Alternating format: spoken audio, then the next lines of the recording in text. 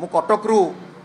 Secretariat आसी third floor रे जेतेबेले मते टिकेट टी हस्तांतर करथिले पूज्य नवीन पट्टनायक से हाथ में देला बेले मु तांको हाथ को धरिथिली एवं से टिकेट टी को मु तांको हाथ रे फेरे देवा पई चेष्टा करथिली। मु कहली कि sir I am extremely sorry, I am not the deserving one, my father deserves this ticket. तो सेतिकी बेले मु तापरे तांको गोड़ तळे भी तांको पाद धरिकी भी रिक्वेस्ट करथिली। तापरे नवीन पट्टनायक कहिथिले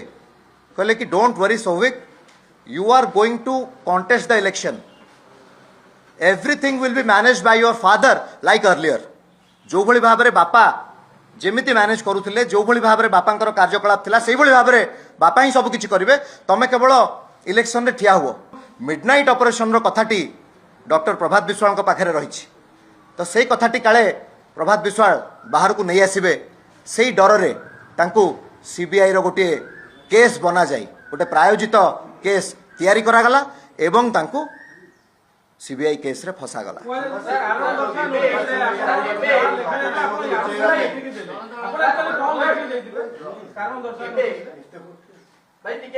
एबे आपनक विरोध रे निर्वाचन मंडल रे विभिन्न स्थान रे स्वर उठुची, आपनक विरोध रे दल युव छात्र ब्लैक माने स्वर उठाउती जनता दल रो ताकू आपन किबळी प्रशमित करिवे, लोकंक पाखो को किबळी जिवे, काकना आपनक ऊपर दल शत्रुता बा एक कृतज्ञ रो एक आख्या दोची। वर्तमान जे दल विरोध रे आपन धोखा करछथि केमिति मु आपनकू कहि सारलिनी, मोर स्पष्टीकरण रखि सारलिनी कि मु धोखा देई नाही। मु आमर जो माने चौद्वार कटकर परिवार रही समस्ते से भरोसा एवं विश्वास मोर पूज्य पिता ऊपर आज नुह विगत दिन मानक रखी आसी एवं आज मु आपण को पुनर्बार कही रखा चाहे से माने निजे आज पर्यंत ग्रहण कर पारे नहीं जे डॉक्टर प्रभात विश्वाल को नवीन पट्टनायक केमिति बुझी न पारिले, कौन पाई बहिष्कार कले, डॉक्टर प्रभात विश्वाल कौन भूल कथाटी उपस्थापन करथिले जेउथिपाई नवीन पट्टनायक तांको बहिष्कार कले। तो मु स्पष्ट भाव में कही रखा चाहे चौद्वार कटकर प्रत्येक घरे घरे आपन जानिचंती राति 2टा बेले भी आम चौद्वार कटकरू आम परिवार सदस्य माने फोन कले डॉक्टर प्रभात विश्वाल फोन रिसीव करती, आमे मध्य फोन रिसीव करिथाउ। प्रत्येक दिन आमे जनसाधारण को सहित जड़ित रही था। प्रत्येक कार्यक्रम रे सुखरे हो कि दुखरे हो राजनीति सेटा कुआ नहीं। जेमिति गोटे घर भितर परिवार रे गोटे सदस्य जो भली भाव में जीवन यापन करे, चौद्वार कटक रे डॉक्टर प्रभात विश्वाल एवं आमे गोटे परिवार रो सदस्य हिसाब रे आमर जीवन यापन करू। तो परिवार रो सदस्य को कहीं केबे भूल बुझी नाहंती कि भविष्य में मध्य बुझिबेनी। से विश्वास आमको आम चौद्वार कटक रो जनसाधारण माने दैछंती, मु एहा कहू नाही।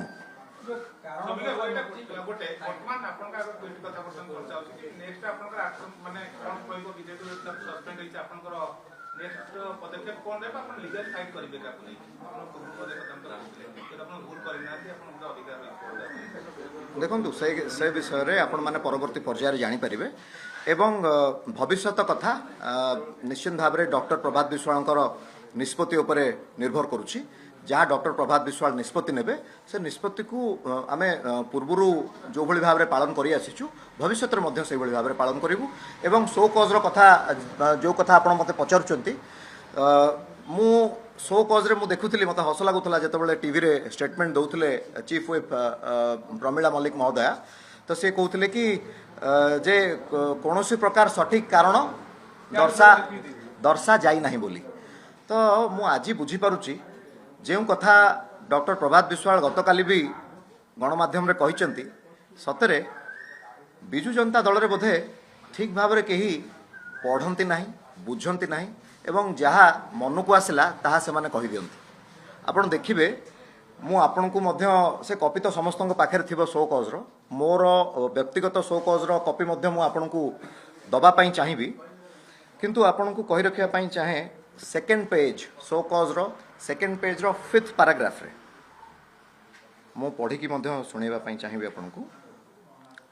सेकेंड पेज रो 5th पैराग्राफ रे मु स्पष्ट भाव रे शो कज रे एहा मेंशन करिथिली कि I strongly deny that I have ever violated the party's decision or direction. However, to the contrary,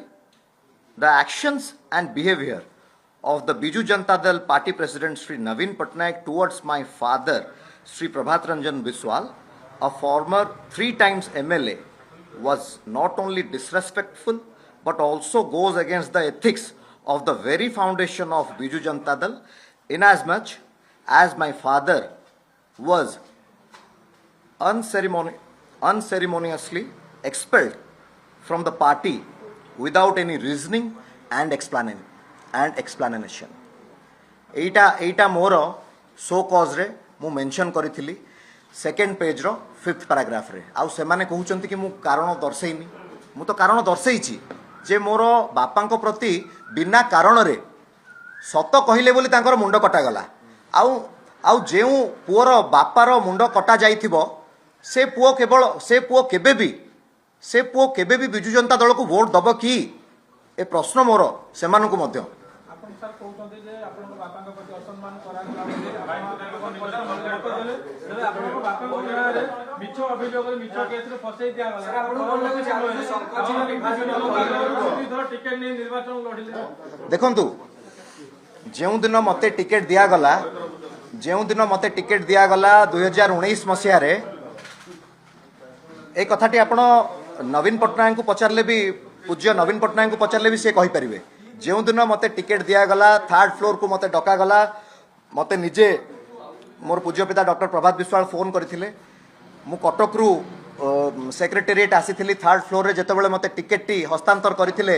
पूज्य नवीन पटनायक से हाथ रे देला बेले मु तांको हाथ को धरिथिली एवं से टिकेट टी को मु तांको हाथ रे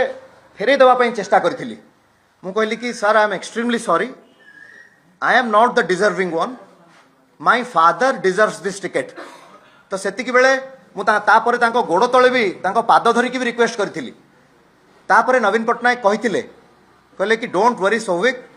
you are going to contest the election everything will be managed by your father like earlier जो भली भाबरे बापा जेमिति मैनेज करूथिले जो भली भाबरे बापांकर कार्यकलाप थिला सेही भली भाबरे बापा ही सब किछि करिवे तमे केवल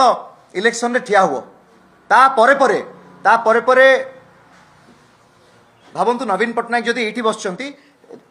एठी वीके पांड्यान ठिया हेतिले सामना रे बापा ठिया हेचंती एपटे प्रणव प्रकाश दास ठिया हेचंती मु मझी रे ठिया हेथाय से समय रे वीके पांड्यान मध्य बापा को कहले कि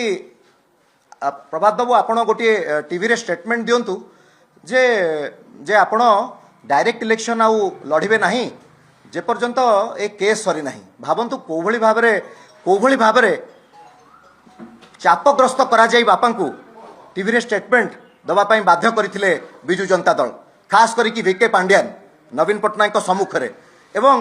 मिथ्या प्रतिश्रुति देइथिले कि आमे जानिचु जे प्रभात बाबू आपण केबे काहाटू 100 टंका 10 टंका मध्य लांच नियंतिनी आ आपण को मिछ केस करी कि फसई दिया जाइछि